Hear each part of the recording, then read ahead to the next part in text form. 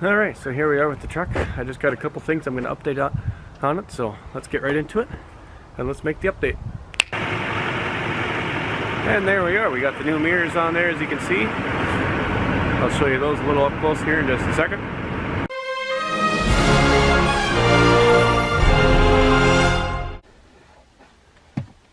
Alright, so now that you've seen the update, obviously, with the snap of the fingers there, I'm going to show you what I got here exactly. Obviously, as you can see in the video there, it was tow mirrors. So I'm going to show you how we're going to wire these in today. They're supposed to pretty much be a plug and play. These are the same style that they put on like the 2015 and newer trucks. So it's got the blinker, it's got the backup light. I believe the backup light is what these wires are for. So I'm going to have to figure out where exactly these tap into so that I can plug them into the light. But that should take care of the backup light. But I've already tested them otherwise. They do plug into the window switches. And if I didn't want the reverse light, all I would have to do is bolt them up. They are plug and play from there. The mirror works, the turn signal works, and then there's a light on the back. Ignore all the garbage on the floor over there. That is also a light. Now this one is not wired as a marker light or clearance light.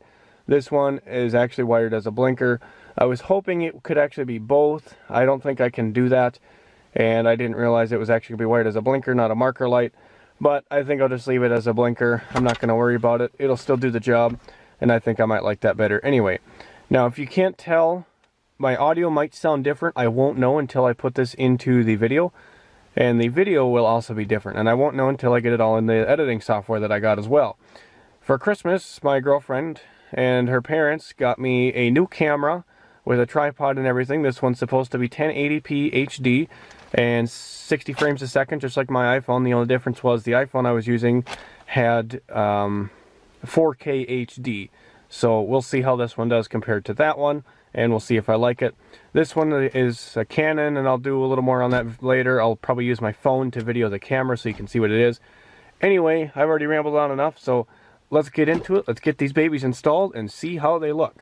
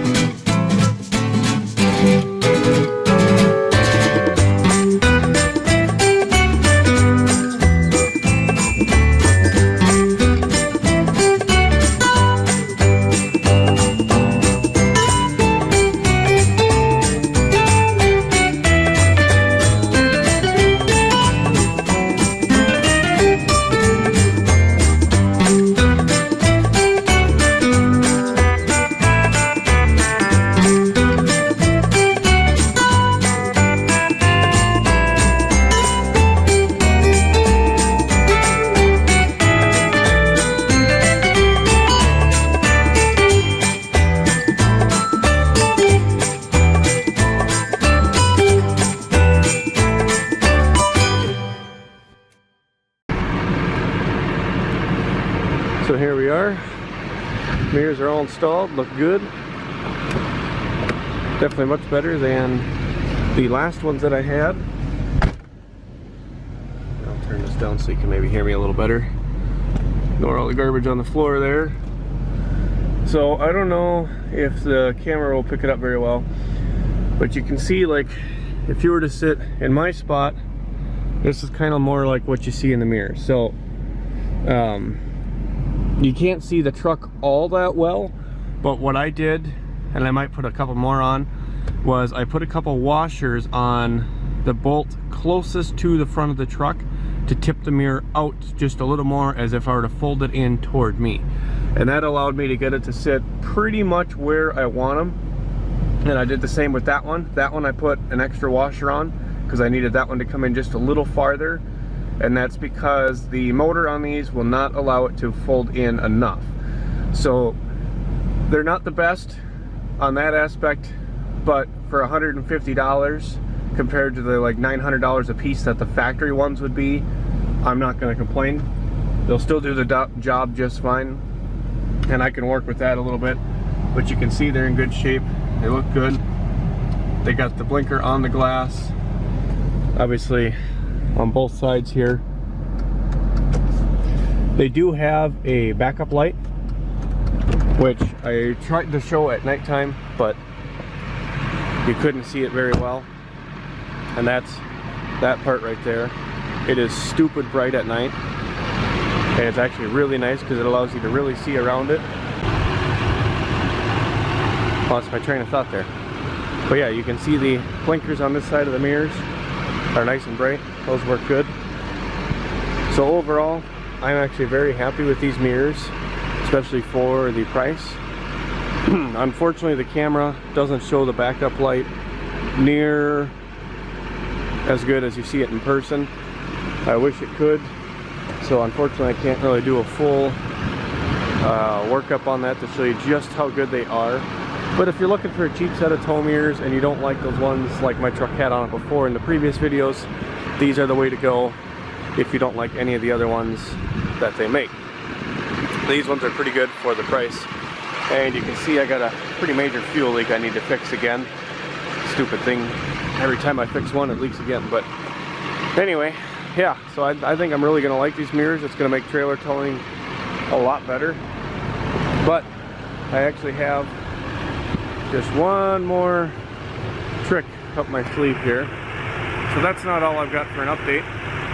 I've got one more update for you. Yep, there it is. I don't know if you guys can see that yet.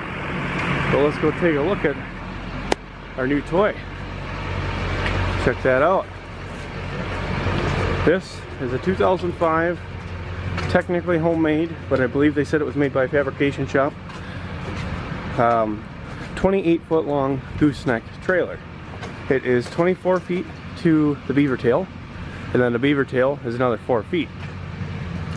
The ramps are nice and light. I can move them with one hand like that, but this part is bent because they used just a piece of pipe for whatever reason. So I will have to change those to something more solid so I can slide the ramps back and forth again. But all the lights are there, all the lights work.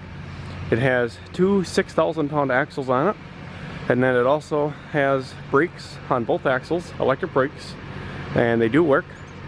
And the tires are a much more common size. They're a 16-inch rim, and this one says the tire is 7.5 by 16. I would imagine I could put different ones on there still. So I should be able to find tires no problem if I happen to need any for this thing.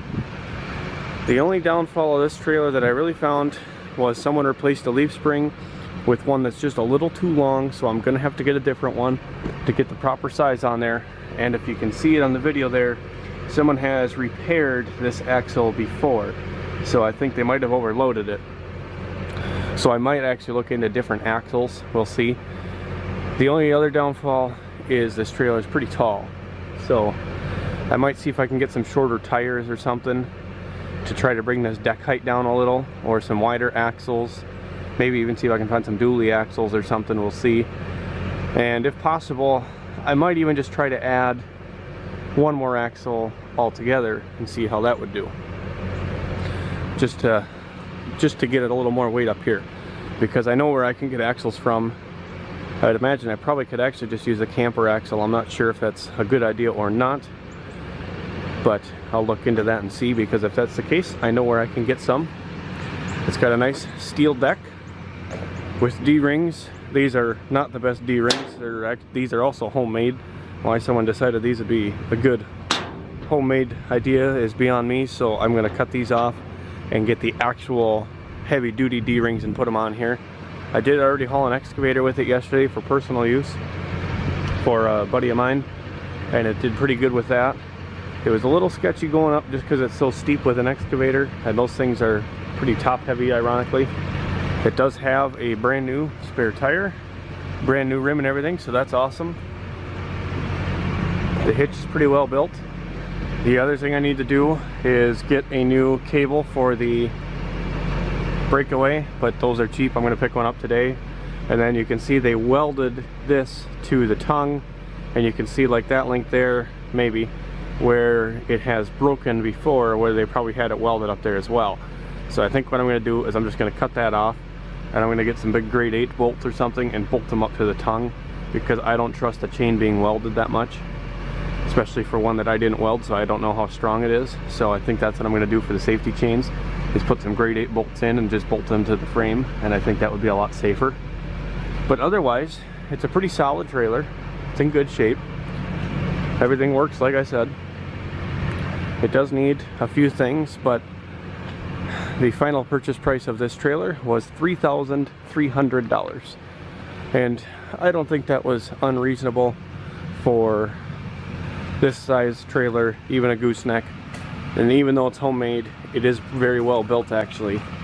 Nice and heavy duty. The only thing I don't like is the height more than anything. And I wish they made the tongue a little taller up, because right now I have a hard time getting my truck under it to hook up to it. But other than that, I'm pretty happy with it. I think this thing's really going to be a money maker for a little bit to help get things where I needed to go. I did have to get some help to get this. A personal loan from a friend that they borrowed me, so I'm gonna have to pay them back for that, but I think I can work that in. Oh, and then this thing, the pipe is supposed to be bigger than this one, so you can slide it on there so it stays straight, and this is the same size as that, so I'm gonna have to fix that too. But you know, for a few simple things like that, that's definitely no problem. I can do that.